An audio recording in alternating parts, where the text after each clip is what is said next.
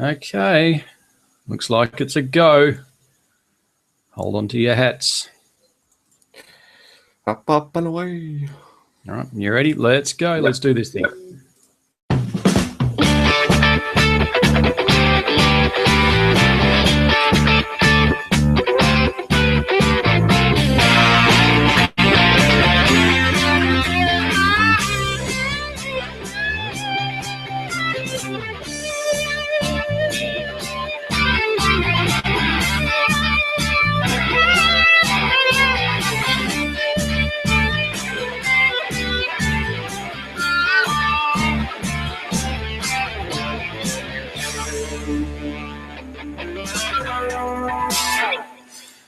All right. Well, welcome to another week. This is episode 5 on the 21st of April 2015. Tech Help Oz, our regular little weekly show that we do. A bit of a news blast and updates and all things Tech Help Oz. My name is Benny, and joining me again tonight, as with every other week, is Lenny. How you going, man?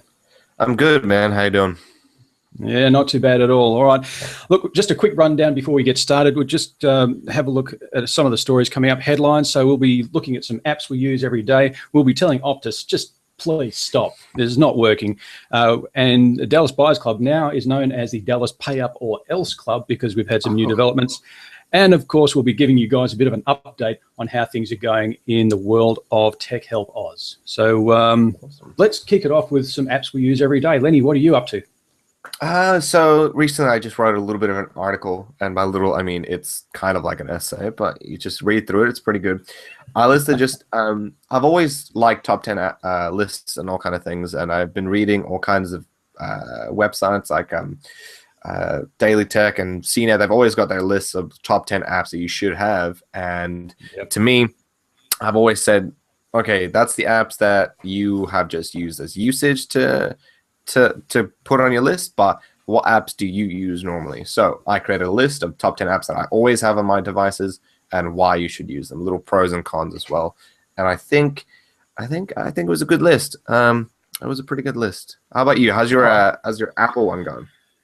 Yeah, all my Apple stuff, it's going fine. I don't actually have a list per se. I've just got a few. I can go through the apps that I hit at least once a day, and I just find immense use out of using these ones. So how about we just go shot for shot? So you nominate an app and I nominate an app, and we see how things go. Oh, I think that's very interesting. All right, you go. All right. You first. Oh, I'm off. All right.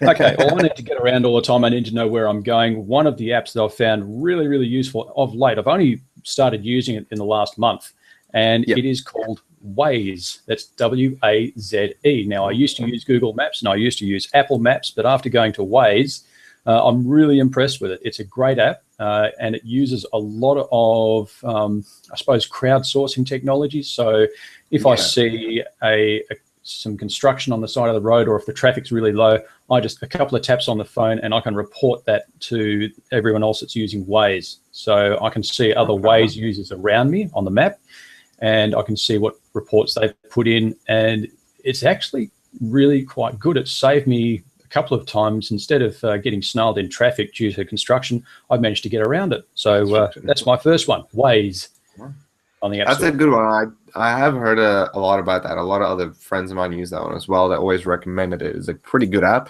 and it's a pretty simple app as well. It's all about users. If you use it, you're gonna have to contribute to it. So it's pretty good. Mine on my top 10, I think, starting from the bottom here, is Netflix. As someone that it's recently launched and the app's now updated fantastically. I've got it on my tablet and my phone. When I'm around the house, I've got a Bluetooth headset on, and I can watch Netflix while I'm doing the dishes or other kind of just handy things around the house. So you always see me. I'm afraid I'm going to walk into a wall with it because I'm just so distracted by what I'm watching. But it's pretty good. The app is very simple. It's broken into categories, and the tablet app is fantastic. So you can even check. It's easier than the Xbox app. So I like that. So that's going to be my number 10 for now. Yeah, I'd have to agree on Netflix. I love that one. Okay, the next app I use every day is Instacast. I am an absolute addict when it comes to podcasts, and I found Instacast to be pretty good. I've also used the native Apple podcast app. It's all right. It's not too bad. I've also used Downcast, and that's not too bad as well. But right now, Instacast is my pick. Okay. Yeah, podcasts are a good thing. There's not a lot of free apps that are good on the Android store. Unfortunately, I think you have to pay for one that's decent. So I kind of avoid listening to podcasts on there. But I digress. I think number 9 is timely. I'm a very aesthetically pleasing gentleman when it comes to my phone. If an app looks good, I'll use it more often than not. So timely is my alarm clock. It's got a lot of features built into it. So basically, everything looks nice, but the best thing is the alarm. That has a smart wake up thing built into it, which lets you wake up 30 minutes. It plays the song that you've got chosen as your wake up thing for 30 minutes. So it plays it really low and gets louder and louder. So it kind of enforces itself into your dream. So it kind of wakes you up and then you notice it. And since I've used it, I personally have noticed that I've not woken up with either a heart attack, grumpy, or fallen out of my bed. So it's kind of good. It's very, very nice to use. Awesome. Yeah, as far as alarm clock apps go, I've used, which one is it? Here we go. Nightstand was one of the first ones I used, and that's not too bad, but I've started playing with Wake Free, and that's a little bit of a social one. So you tell other people to use Wake Free and you get access to different alarms and different sounds. Okay. It's not too bad. Bit of a social wake-up thing. And there's a thing where you can call someone awake. There was an app that was around. I don't know if it was just on Apple where you had the option to have someone call you to wake you up. That was strange. That is an odd one, yeah. We should probably dig that one up. I do remember hearing about that before, and that's pretty cool. I wonder if it got taken down by now, but we'll see. Yeah. Right, what's your next one? Okay, well that was it. I was just going to counter with a my alarm clock app. With your alarm clock app? All right, cool. So I'm going to counter with Spotify. Good choice. As an Android user, we don't have iTunes, and I cannot love it any more than I already do. I find music every day just from random people's playlists. It's fantastic. If you pay for it, which I do, it gives you unlimited skips and stuff like that. You can download files, download the music to your phone so you can use it offline without using data, which is awesome for someone that doesn't like using data because I use it for other things.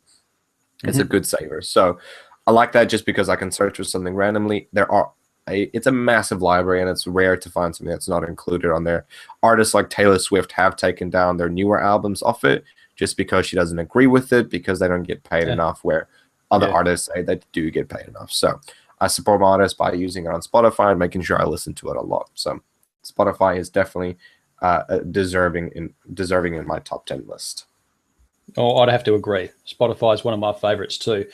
Right, next one I'm going to look at, entertainment. When it comes to gaming, there's one game that I almost always go to when it's not Candy Crush, Hearthstone. Hearthstone is available on Android, iOS, and it's just become available on phones. Those that are not familiar with Hearthstone, it's a game that's kind of based around the lore of World of Warcraft. Yeah. And it's a card trading game, and you're using characters and traits and attributes and spells and things to battle against other players live anywhere in the world playing Hearthstone. It recently became available on Android because I downloaded it. I was always looking for it, but I think it was on the 15th that it became available. So I made sure to download it. It's a massive file, 600 megabytes. It's crazy. It's a monster, but it's free, and the gameplay itself is beautiful. The mechanics are great. It's a tough old game to really master, and there's a lot of rank play, and you get hours and hours of enjoyment out of this one. So there you go. That's awesome. I'll definitely make sure I get some time into that one. My next one is going to be I haven't got to entertainment on mine unfortunately yet. I'm still customizing my handset. SwiftKey, a very, very, very handy little keyboard that I've got downloaded on both devices. Again, plays back to me being a very aesthetically pleasing guy on my phone. I like it to look pretty, and using that with my other apps, SwiftKey fits in perfectly. It makes the keyboard really stand out. And for somebody that's got really strangely sized thumbs, the size fits nice for me. I can make it bigger or smaller. So having a Note 4, make it as big as possible, and I can type really good with it. So, and the added bonus is that swipe text works much better on it than it does on TouchWiz. So it's another one for me. That's really, it's instantly on my devices. Yeah. Interesting note, Swipe is actually available on iOS as well. So if you've got an Apple device, 5 years ago. Hey, thank you. Yeah, so if you want to give it a go for it. It's available for Apple as well. My next pick is Periscope, my favorite video streaming app. I just have an absolute ball with this thing. So I might tune in, watch someone broadcast a sunrise in Florida, which is pretty cool. Or I might broadcast my own stuff. So after my radio shows on Monday nights at 6 p.m, I fire it up, and I might broadcast during the show, after the show, maybe even before. And yeah, I answer questions, we have fun, and that's Periscope, which is actually a Twitter property. So these guys are really killing it. I'm looking forward to seeing an Android app for Periscope as well, which is going to be awesome. Yeah, speaking on that, Meerkat had a closed beta. You have to get invited. So I had filled in the application to get the Meerkat app available on Android, and it's been like 2 days, no response of me either getting rejected or not. So I don't know what's going on there.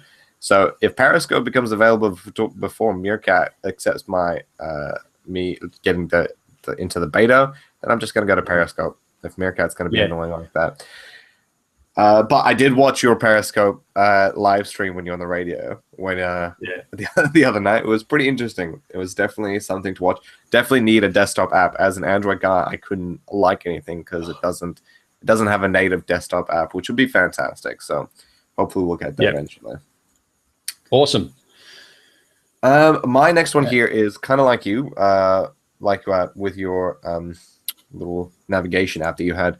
I think here is probably the best thing that Nokia's had in a very, very long time. It's a Nokia-based map app where you can use it offline without any data or GPS. So when you're in Wi-Fi at home, all you got to do is download the Australian map. It just uses your GPS location, and you can use it without using any of your data. I think it's fantastic. It works well. I used it when my service was at SOS only. Still worked pretty good. I saw where I was, and everything loaded perfectly. So I think that is a must-have for people that like traveling and are almost always without signal. So definitely give that one a go. All right. Now, obviously, we're going to be excluding things like mail and Facebook and Twitter because that's just a given, and everyone's getting that. Exactly. So my next and probably my last submission would be Google Sheets. So a nice little thing you can do with Google Sheets is you can create forms that you can fill in. Okay. And I use a custom form I've just built for myself where I can track what I do and when I do. So I can basically say I'm starting a particular task for this person now, and it'll record the time that the entry's done, what I was doing, and you can set up your own forms and you can collect some really interesting information as you go. So, spreadsheets for Google Documents or Google Sheets. Find it in the iOS store again, no problem. If you've got a Google or a Gmail account, you're good to go. I think that's fantastic. I think Sheets and all of the Google Docs that you can get they're just doing such a good job with their app development, having it across the board, and it is actually so user-friendly. It is fantastic. My final submission, we're missing a few here, but my final one is going to be Nova Launcher. It is hands down the best launcher available on Android anywhere you can find. A lot of people like the Google Now one because I like the Nexus feel to it, but Nova Launcher is the best launcher you can get. That gives you the ability to customize the handset to your feel. So you can make it speed up, slow down, you can make it pretty, you can make it do some weird animation when you swift and when you move anything, but the ability to customize the whole handset from just using Nova Launcher is definitely a must-have for me on any of my devices. I downloaded it straight away as soon as I get a new device, and I set it up to how I always have it. It's quick, it's easy to use, and you will have so much fun finding new little tips and tricks that it has built into it. So that's the only thing that I will pay for continuously without a fault is Nova Launcher. So just make sure you guys have that. That's fantastic. And that about rounds up our top picks for apps we use every day. Okay, next thing. We've got to tell Optus to stop doing whatever it is they're doing. This has come out just recently, and this is a conversation that needs to be stamped out, and it needs to be stamped out now. This is something I got pretty fired up about on the radio last night. Optus have gone along to Netflix, and they've said, you guys are using a lot of our traffic. We want some money. You've got a really nice streaming service there. To be a shame if anything happened to it. It's dumb. I mean, this is bandwidth that's already paid for by the consumer, and it's capped. And there is no reason that I can see. It's probably something I'm not getting, but there is no reason that I can see that Optus should be hitting Netflix up for extra cash just so they can use their network that everyone else has paid for. Am I missing something here? Yeah, you are missing something. Optus likes money. That's basically it. That's the only way to look at it. They're trying to get right. So as far as I understand, iNet and Optus, don't they have the same thing where if you use Netflix, it doesn't count towards your data on Optus, or does it count towards your data on Optus? Because I thought that they Netflix does not count. So just on iNet. So that means that what Optus is doing is they want to have the ability to say, listen, if you want to keep using all the data you're given a month, and you want to make sure that you're using it at full speed, Netflix, the service that you're using, is going to have to pay extra for it. And it's kind of saying, you're using our network, you're paying for it, we can change it, we can do what we want with it. If you want to use services while you're using us as an ISP, we're under control of what you do. We know what you're doing. We can track what your usage is. You're using it on Netflix. We can make sure that your speed goes super slow as soon as you access that website.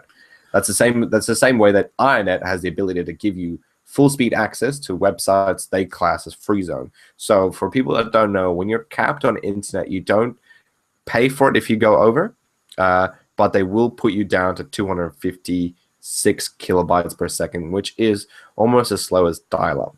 But iNet has the ability to, their free zone that's classified under their website. So the thing that loads full speed is their website, their free zone little a site that they've got. You can access multiple video formats through there. So now what happened is Netflix now counts as that free zone. So basically, when you're capped for any reason, you still have the ability to use Netflix at full speed. That means HD quality video streaming when you're capped. So I think that is ridiculously good. But Optus doesn't have that. As soon as you're capped, you don't use their service anymore. That means that they're not making money because you're not paying for any data packs on it. So people are now, because as far as I know, Australia is one of the only countries in the world that has data limits on their internet. Isn't that true? I think Europe, America, and Canada have all unlimited packages on all their tiers. I understand that Canada, say, was it Cox? Cox, they have a cap as well, and that might include Rogers as well, which is a smaller town, a Canadian telco. So I think these guys do have caps. I've heard that mentioned before. Right, while you've been talking, I've been looking up the Optus website, and there's a question here that says, is Netflix data usage included in my home broadband plan? And the official line is, from the 24th of March 2015, Netflix data is billed the same way as normal data usage. If you go over your monthly data allowance on your home broadband plan, you'll be charged for it as per your plan. What? And then the 17th of April, okay, so this is a stage thing. So 17th of April, data usage generated by streaming of Netflix content will be unmetered while using a compatible modem. All right, caveat there. Other data usage, such as the download and uploads associated with Netflix application or website, will not be unmetered. Okay, so I think I'm reading this right in saying that Netflix data is metered and data caps and things apply. And if you go over, you'll be charged. So Optus charges you when you go over their data. That's the whole thing. I thought iNet doesn't. I know for a fact iNet doesn't charge you at all if you go over. Now, I know that Telstra doesn't charge you when you go over because we have been over with them when we use them. So what is giving Optus the right to charge you if you go over your data? Is it because for some reason Optus is buying that data from Telstra and Telstra is charging them? There is a lot of backwards and forwards behind the scenes that we don't get to see between internet service providers and their providers. And so there's a lot of contracts and wheeling and dealing that goes on. We're not privy to it. And it's kind of why we have things like data caps in Australia. It's one of the reasons. So it kind of breaks my brain when I'm thinking, what's an Optus brain when they say, listen, people are using it through us, Netflix should pay more for our users to get it. It doesn't make any sense in that move, because if I had the choice between Optus, iNet, or Telstra, and Netflix is the main thing I watch videos through, if I had Optus, it counts towards my usage. Telstra, it counts towards my usage. iNet, it doesn't count towards my usage. But on Optus, if I go over, I'm going to get charged. Telstra, if I go over, I won't get charged. iNet, if I go over, I still won't get charged. So what kind of mind frame are they in when they give us the option of moving to a different ISP where we won't get punished for going over our data? Because when people are watching Netflix, I know for a fact that their brains aren't working really well because they will sit through a whole season of a show before even realizing it. So I don't get what Optus is thinking. What are they doing? I've got no idea what they're doing. It's a mystery to me. I'd like for somebody to write an article about it in the big companies and for us to find out more information about it, because even get a quote from the CEO of Optus a little bit more, give us more insight about it, because if they give me good reasoning, I'll stand behind it. But at the moment, there's no reasoning behind it at all for me to just go, okay, it's their company, they can do what they want. Because now they're just being, I would say the word is disrespectful towards a new business within Australia that could expand and get them much more a larger customer base. So I guess we'll just have to wait again and see. Yeah, well, I think they're going to be doing this at their own peril. People are going to find out very quickly with the thanks of bill shock.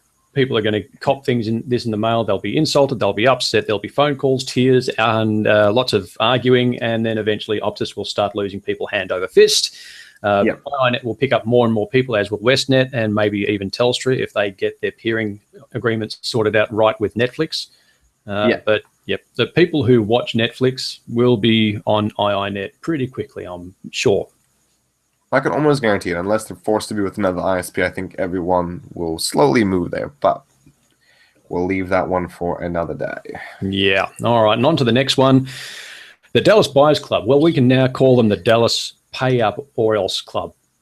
It looks like we've had a little bit of a chapter as far as legal precedent close just today. What do you know about this? So what I heard was, what I read from CNET was basically, so iNet lost the court case. Oh, goodness. iNet lost the court case. Now they have to legally give up the information or the customer information of people that downloaded that movie illegally. So through torrents or torrent files of any kind, that being through Pirate Bay, uTorrent, Kick-Ass Torrents and stuff like that, they will have to hand out that information. Now, what happens from that point onwards is Dallas Buyers Club has the right. Nothing will happen to you to begin with. So you still have that 3-strike warning. So one time they'll send you a letter, twice they'll send you a letter, 3 times they'll send you a letter. After that, if you do it again, you will have a large fine. Now, this fine can go anywhere from $10,000 to $120,000 in your hard-earned money. Now, what happens is iNet still has the right, before Dallas Buyers Club gets to send you that letter, iNet has to read that letter, to proofread it, to make sure that it is not in any way harmful or sensitive information is put in that letter towards the customers. So, for example, if Dallas Buyers Club says, yo, you need to give us money. I will be like, no, what we're going to do is we're going to put it like this, where the customer has a warning, so nothing is going to actually happen to him. Now, the reason why me and you personally have been saying for the last week or so to not download anything, because not only is this just one step forward, it's going to open up a lot more cases, for example. But this thing that INET has lost officially today is a very scary thing, because now how many other companies are going to do the same thing? So if you've downloaded Dallas Buyers Club, delete that file, turn your modem off, turn it back on, just to get a fresh IP. I know it doesn't affect a lot of people, but just try to erase as much as you can of having that video on you. All right, just delete it. Nobody, they just can't destroy the evidence. Destroy, burn your laptop. Don't actually burn your laptop, please. Don't do that.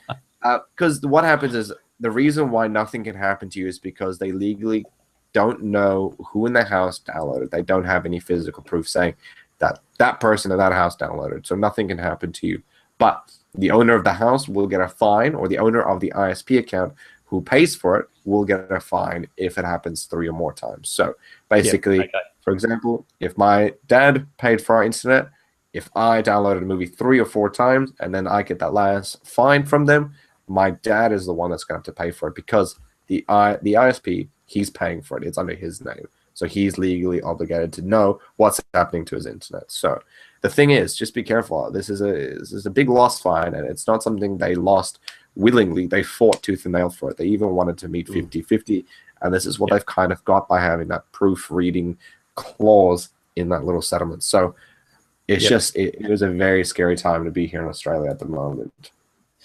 Well, yeah, it's scary, but it's also a good compromise, because it stops a practice called predatory invoice. Sorry, not predatory invoicing, speculative invoicing, where, let's say in the case of Dallas Buyers Club, someone on my network downloads Dallas Buyers Club. I didn't really, but if someone did, I'd be getting an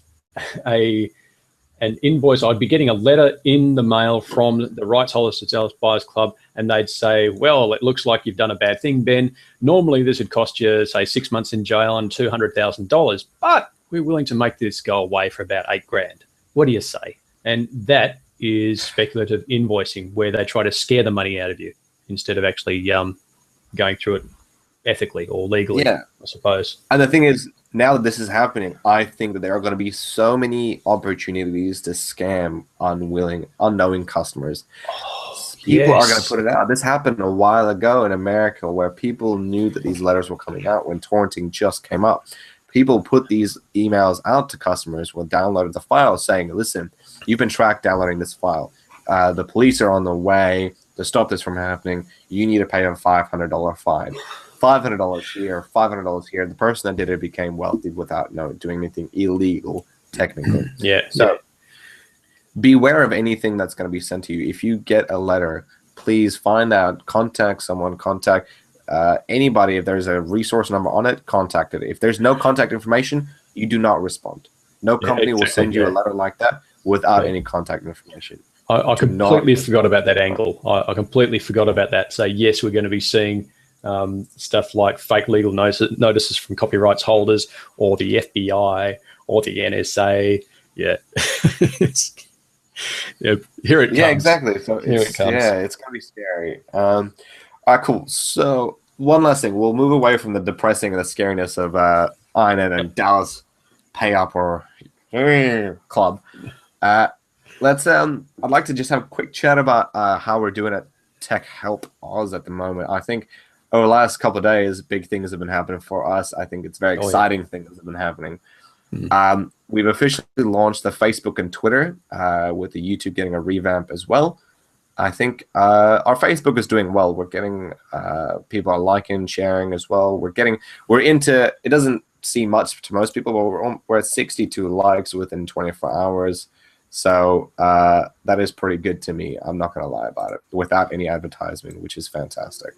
Yeah, that's great. I mean, it's really good news. It's a good start, solid start, and it's quite encouraging. Also, our Twitter account. How's the Twitter account going? Any numbers on that?